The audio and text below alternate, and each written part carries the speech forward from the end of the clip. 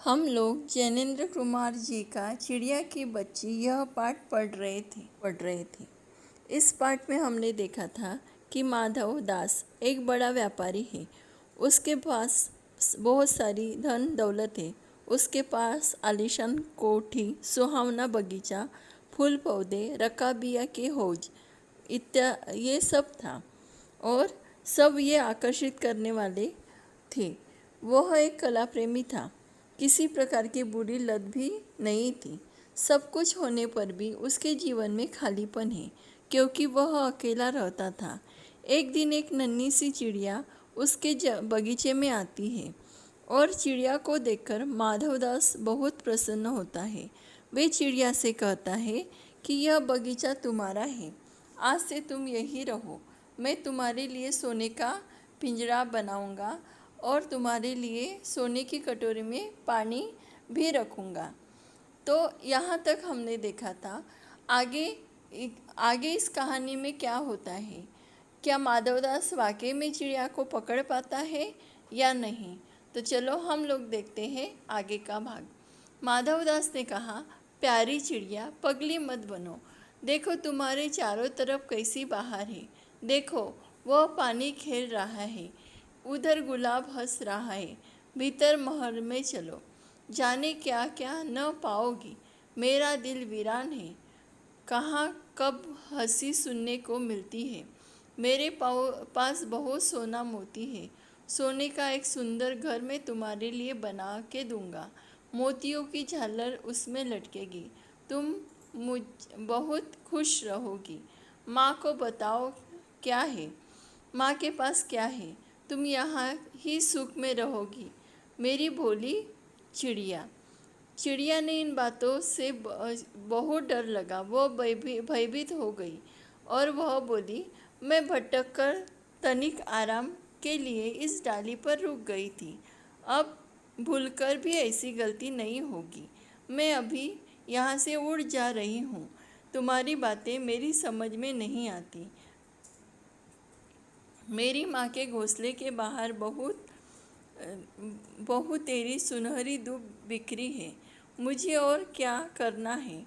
2 दाने माँ ला लेती है और 2 दाने मैं जब बाहर जाकर खाती हूँ। अब माँ मेरी बाट देख रही है। तुम मुझे जाने दो और मैं अपनी माँ से मिलने जा रही हूँ। ऐसा चिड़िया माधवदास से कहती है। सांझ होने पर चिड़िया माँ के पास वापस जाना चाहती है, पर जो सेठ था वह साफ साफ कहता है कि मैं भटक कर तनिक आराम के लिए इस डाली पर रुक गई हूँ।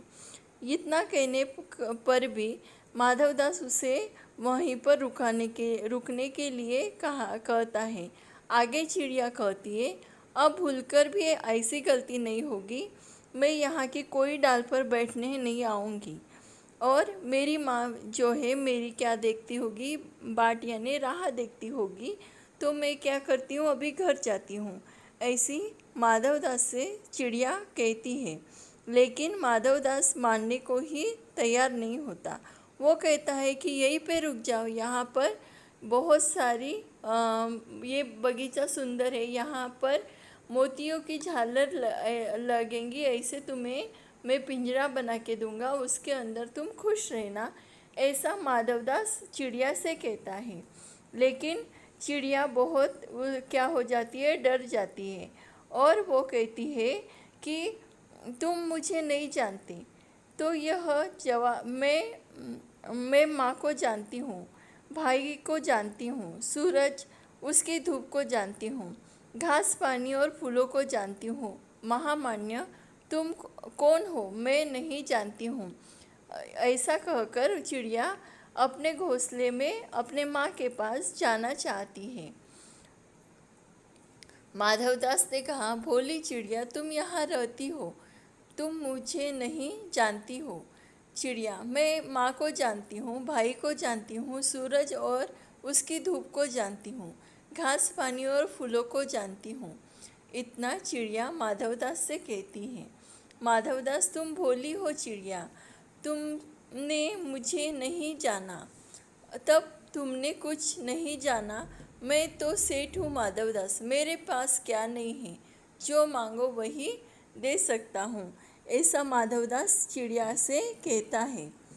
माधवदास इतना सब कहने के बाद भी चिड़िया अपने माँ के पास जाना चाहती है, क्योंकि माँ अगर माधवदास उसे रखता तो वो सोने के पिंजरे में उसे कैद कर कर रखता।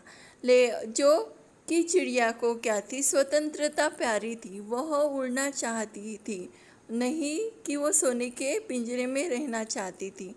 वो कहती है कि मैं माँ के घोंसले में जाकर रहना चाहती हूँ। माधवदास को किसी तरह से चिड़िया को अपने पास रखना ही था, क्योंकि वह चिड़िया उसे बहुत प्यारी लगी थी। वह बार बार कहती कि मुझे देर हो रही है, मुझे जाना है। माधवदास उसे बातों में उलझा रहा था। वह उसे कहता कि मैं तुम पर प्रसन्न हूँ, अपने पास के फूलों को देखो, तो वो कितने सुंदर है, और तुम्हारे माँ के पास क्या है, माँ के पास जाके क्या करोगी, कुछ भी नहीं मिलेगा तुम्हें तुम्हारे माँ के पास जाकर। मैं तुम्हें सोने से मढ़कर मूल्य का जो सोने से मढ़कर मैं तुम्हें क्या करूँगा, चमका के रखूँगा। लेकिन चिड़िया जो थी, नन्ही सी चिड़िया, वह जिद करती है। अचानक क्या होता है कि माधवदास एक नौकर को इशारा करता है, और अचानक ही माधवदास एक बटन को दबाता है। जैसे ही वो बटन को दबाता है तो जिससे दूर कोठी के अंदर से आवाज़ आती है, और झट से एक नौकर क्या होता है, भागकर आता है। माधवदास ने उस नौकर को इशारा कर दिया, और वह अब चिड़िया को पकड़ने का यत्न करने लगा। वो जो नौकर था वो चिड़िया को पकड़ने की कोशिश कर रहा था, और बेचारी ये जो चिड़िया थी ये सब बातों से अनजान थी।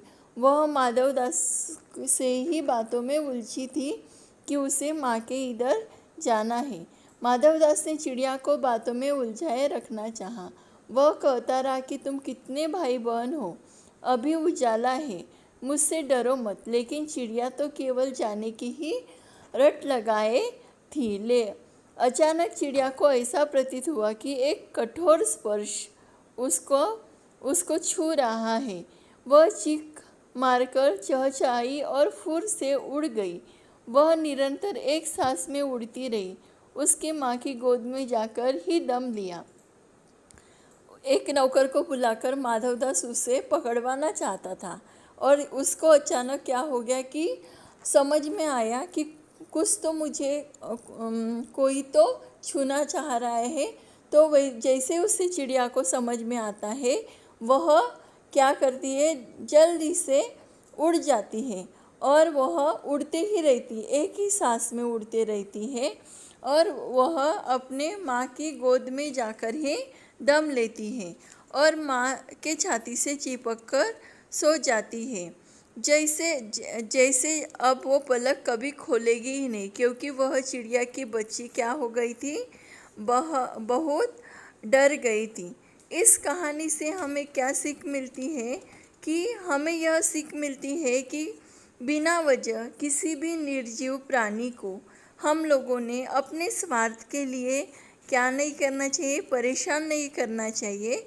और जो छोटे जीव हैं उनको क्या करना चाहिए कि उनको निसर्ग जो प्रकृति है उसमें ही उन्हें खुश रहना चाहिए। अपने पास कितनी भी धन दौलत हो, कितनी भी सुविधाएं हो, लेकिन उनका उन छोटे जीवों को कोई उसको मतलब नहीं होता है। इसलिए सभी पशु पक्षियों को स्वतंत्रता से जीना पसंद होता है, और उन्हें उसी तरीके से जीने देना चाहिए। Thank you students.